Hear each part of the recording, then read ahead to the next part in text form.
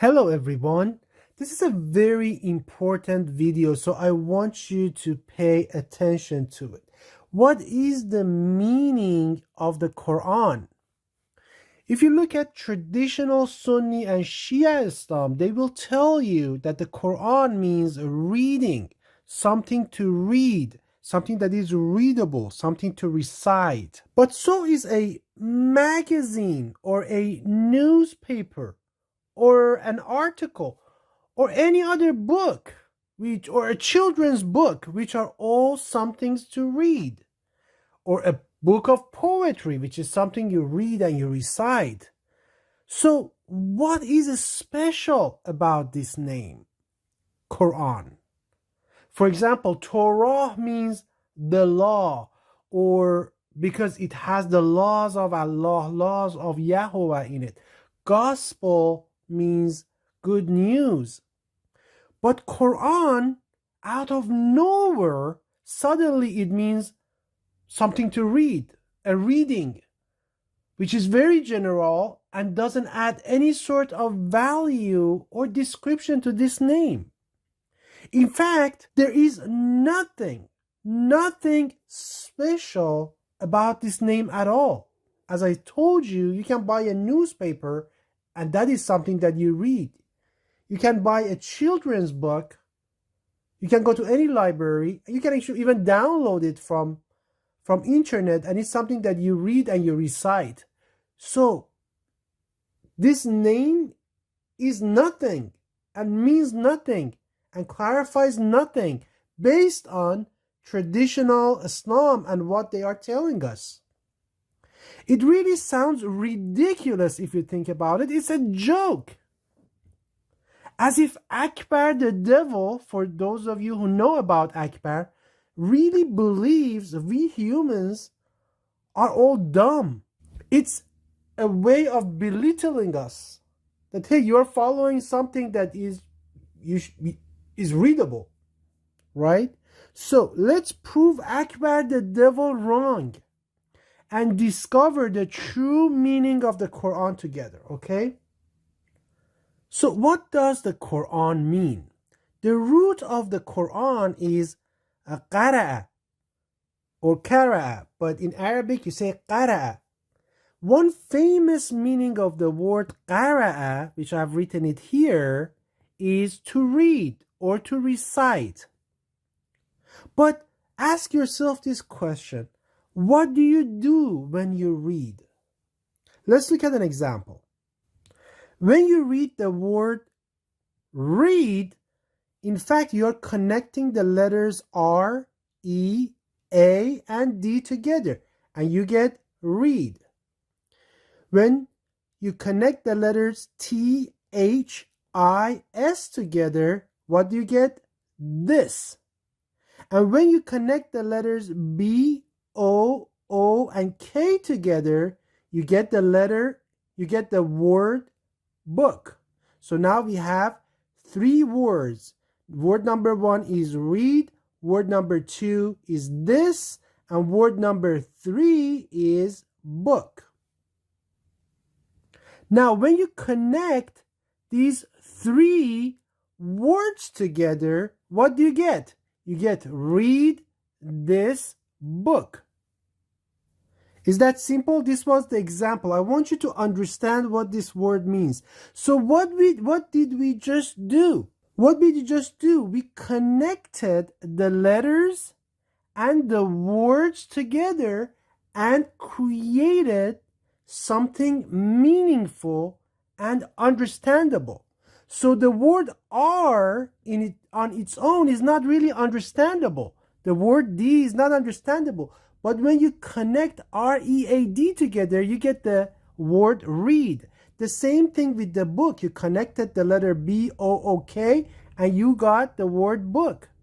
The word read together didn't tell us anything, right? Just read. What should I read? Then you said, read this. Again, it didn't make that big of a sense. Read this what? And then you said, read this book. And you hand that book to that person. So that this sentence, read this book, now makes sense. Now it is clear. Why? Because you connected the letters and the words together and you made it clear. Before connecting them together, it was unclear. It was not really understandable. But as soon as you connected them together, they became clear. You got a clear concept. You got a clear commandment telling you, read this book. Which book? This book.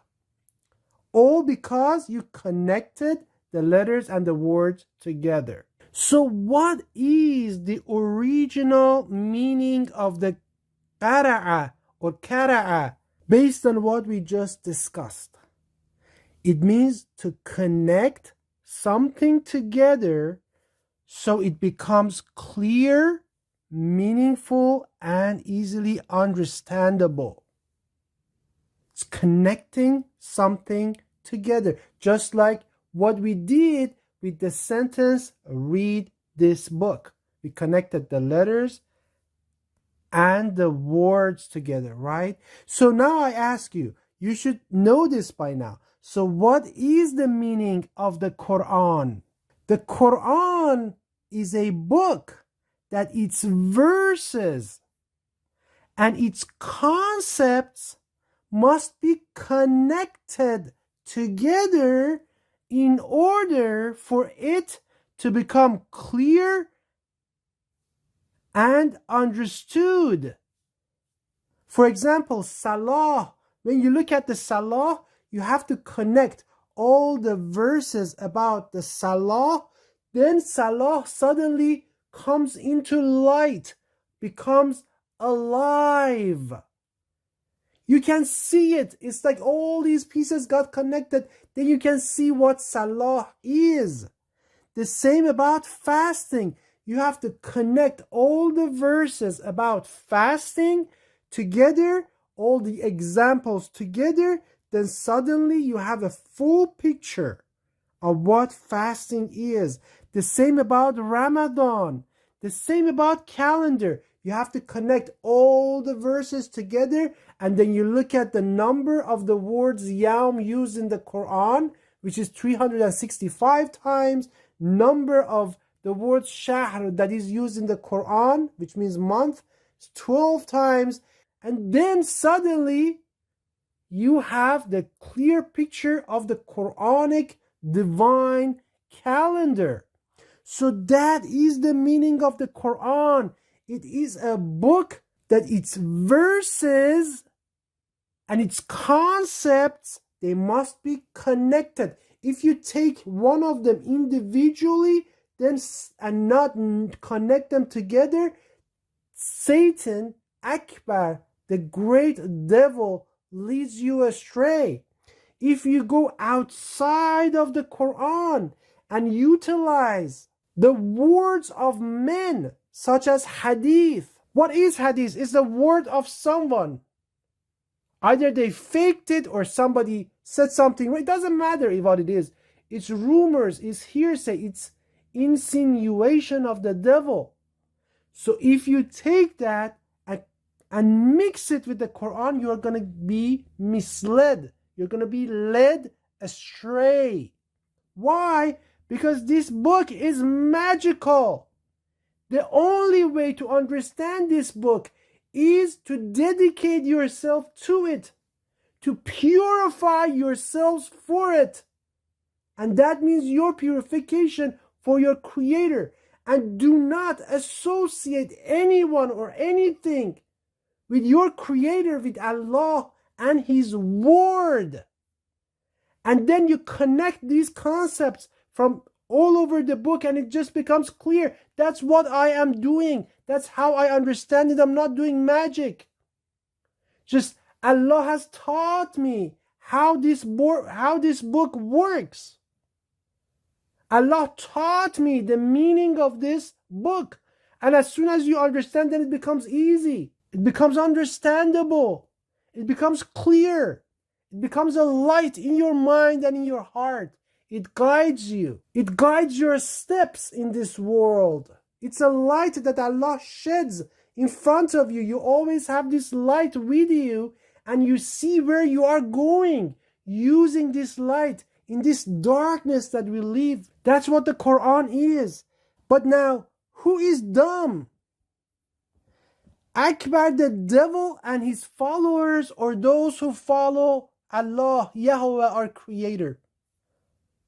It's Akbar, the devil, who is dumb, who is thinking that we are all dumb, is belittling us, is belittling the humanity, and causing so much wars, bloodshed, and all these problems around the world. So we true believers, we know. And that is because we only worship Allah and we do not associate anything with Him and His words. Peace and blessings to all of you.